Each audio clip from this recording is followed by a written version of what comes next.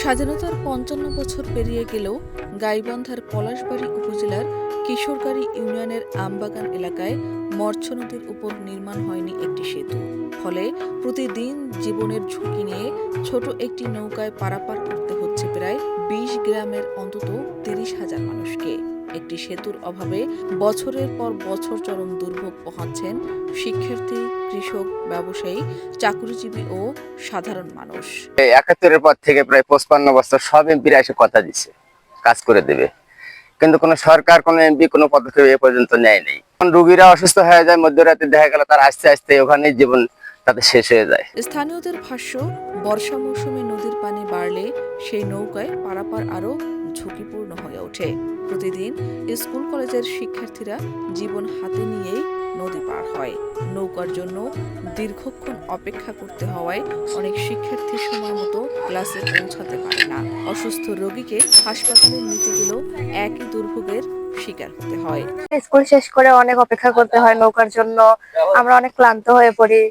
তার মধ্যে স্কুল শেষে আমাদেরকে অনেক সময় পার হয়ে আসতে হয়, হাঁটে আসতে হয়, এই রাস্তাটা হাঁটে যেতে হয়, আমাদের অনেক কষ্ট হয় নৌকা পার হতে। সবচেয়ে বেশি ক্ষতির মুখে পড়ছেন কৃষকরা। সেতু না থাকায় নৌকায় কৃষিপণ্য পার করতে গিয়ে অতিরিক্ত ভাড়া গুনতে হয়।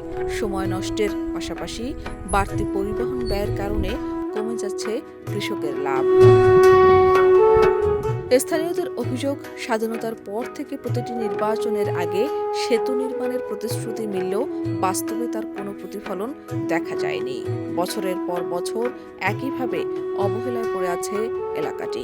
তাদের দাবি, মরছ নদীর উপর একটি সেতু নির্মাণ হলে শুধু যাতায়াতের কষ্টই দূর হবে না, শিক্ষা, স্বাস্থ্যসেবা, কৃষি ও স্থানীয় অর্থনীতিতেও নতুন গতি আসবে।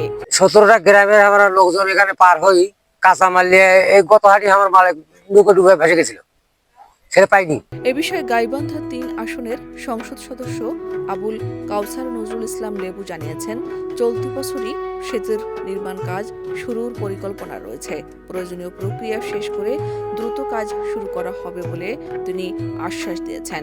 সল টেস্ট করার জন্য একটা কোম্পানিকে দায়িত্ব বদলে দেওয়া হয়েছে, তারা সল টেস্ট করবে, এরপরেই চূড়ান্ত পর্যায়ে ব্রিজটির কাজ শুরুর দিকে তারা অগ্রসর হবে। তো আমি বিশ্বাস করি, আমাকে কথা দেওয়া হয়েছে যে এই বছর আমাদের এই ব্রিজের কাজ শুরু হবে ইনশাআল্লাহ। তবে স্থানীয়দের প্রত্যাশা আর কোনো প্রতিশ্রুতি নয়, বাস্তবে সেতুর নির্মাণ কাজ শুরু হোক। স্বাধীনতার অর্ধ শতাব্দীরও বেশি সময় পর হলেও একটি সেতু বদলে দিতে পারে ২০ গ্রামের মানুষের জীবন, কমাতে পারে দীর্ঘদিনের দুর্ভোগ এবং উন্মোচন করতে পারে এই জনপদের উন্নয়নের নতুন সম্ভাবনা। শাহনাজ পারভীন, দেশ রূপান্তর।